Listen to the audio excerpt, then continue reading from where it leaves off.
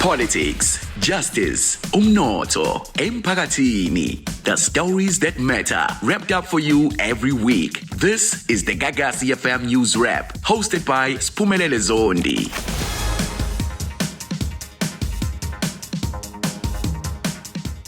Hey Tawona, igama usiphumelele Zondo nondaba ofika nezindaba masonto onke la kwiGagasi FM News Wrap. Siyabuyela kwi-Parliamentary Ad Hoc Committee ebheka ukuthi engabe ama-politicians ayawuphazamisa yini na umsebenzi wamaphoyisa.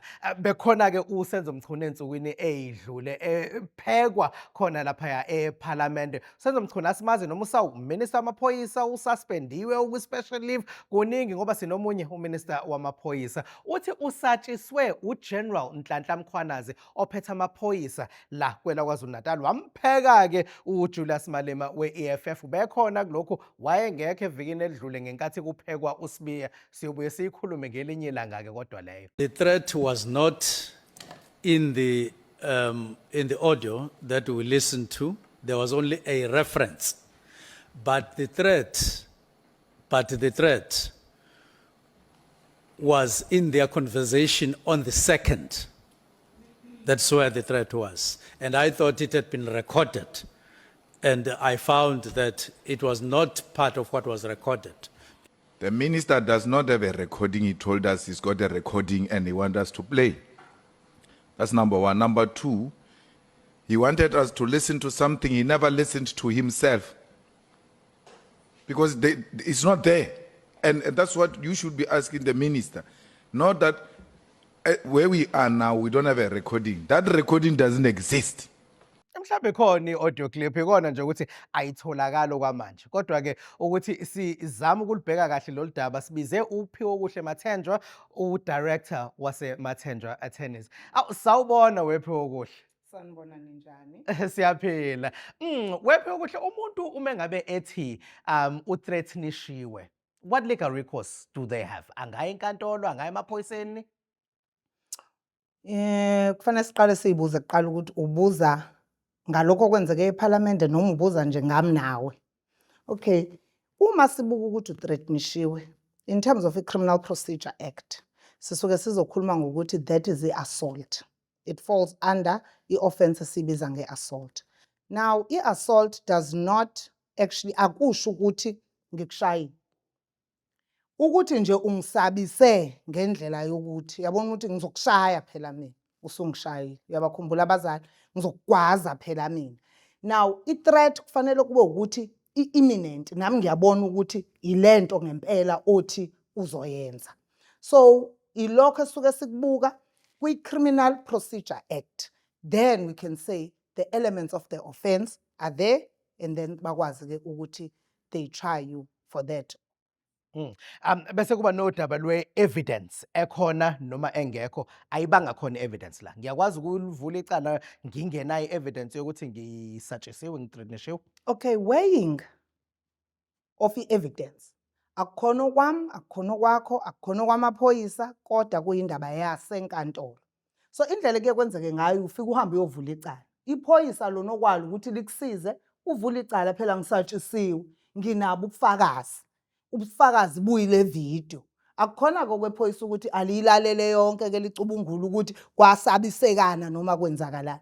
After selivulile icala uyalihambisa alise kumshushisi okuyena uyathatha isinqumo sokuthi ngempela usatshisiwe bese kubosha umuntu.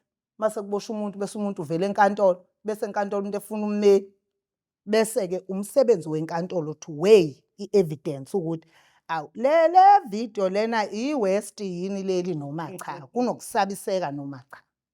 Hayi, siyoyicela ivuthiwe kona ukuthi kunokusabiseka yini obekukhona noma cha. Kwase kuba khona nodaba lwe-affidavit. I don't want to be associated with Matlala.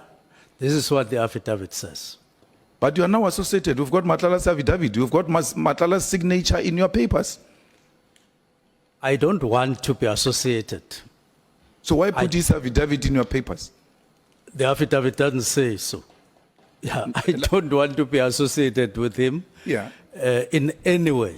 And this is what the affidavit says. Yeah, but obtained by who you get lawyers. affidavits from is very important. You don't just get affidavit from questionable characters, especially people who are behind bars.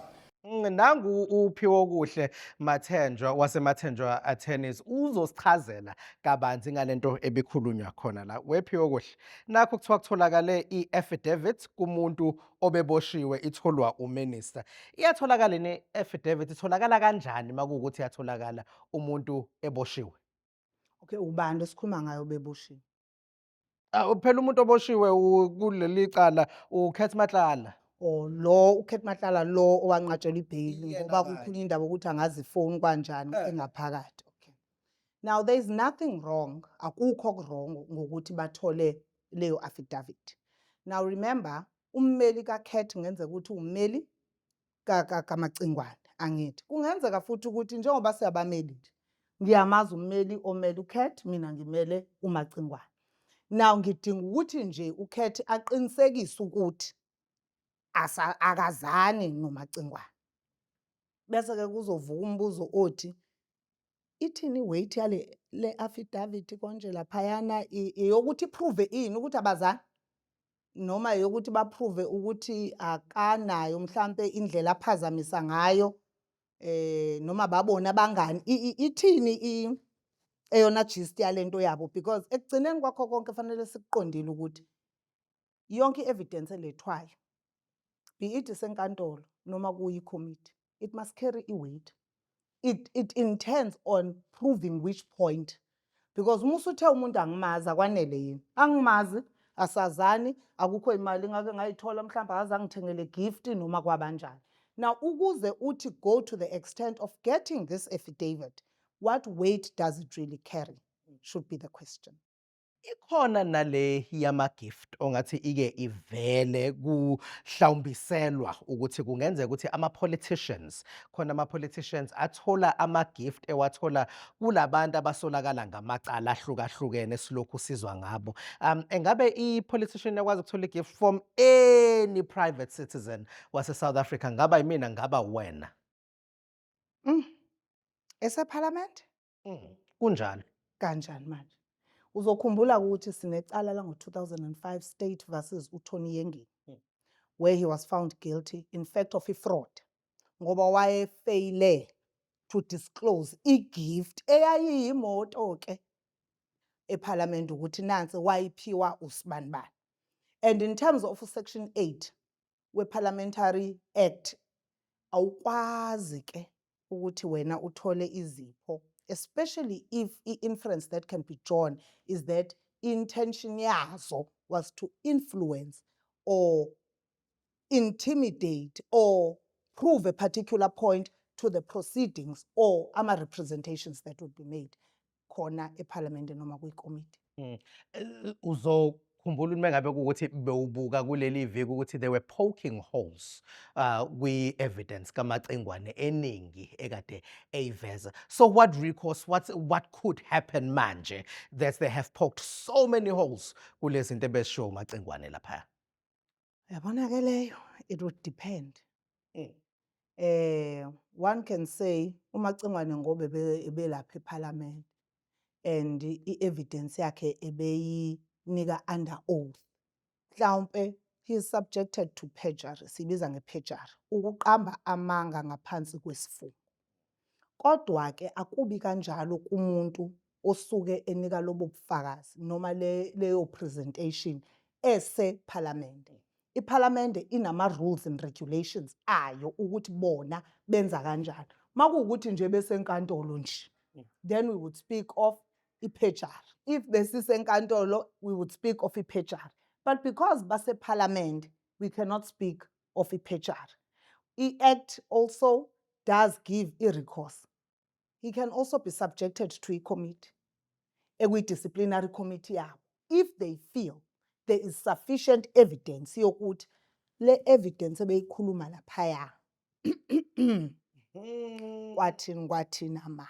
So icela ivuthiwe kuye kushiwo njalo. Kodwa-ke mhlawumbe nawe ungasitshela uma ngabe kuwukuthi unombono wakho nembono yakho ehlukahlukene ukuthi kumele kwenziwe njani uma ngabe izinto zinje njengoba esichazela uPhiwo Kuhle Mathenjwa waseMathenjwa Attorneys la ukuthi ungathi kuvele iy'nkinga ey'ningi kulokhu obekukhulunywa ePhalamende. Singakhohlwa ukuthi sikukhumbule lokhu ebesikusho ekuqaleni ukuthi lo usawuminista uSenzo Mchunu. Uwuminista wamaphoyisa yebo, akasuspendiwe, akaxoshiwe, yize kunomunye uminista wamaphoyisa oyibamba okhona njengamanje. So yini ekumele yenzeke-ke abantu uma ngabe kuvela izinto ey'kanje ney'tori ey'khombisayo ukuthi hayi man, akuyona lento abayishoyo, kuphinde kuvele esinye hayi naso akusona le story obucabanga ukuthi kuyiso, kodwa labantu baphethe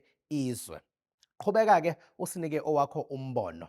Mina ngiyohlangana nawe siyixoxe sesiyixoxa bukhoma njengoba sihlale esenza uma ngabe sihlangana la sihlangane khona ngiwubhekane siphumelele kaZondi.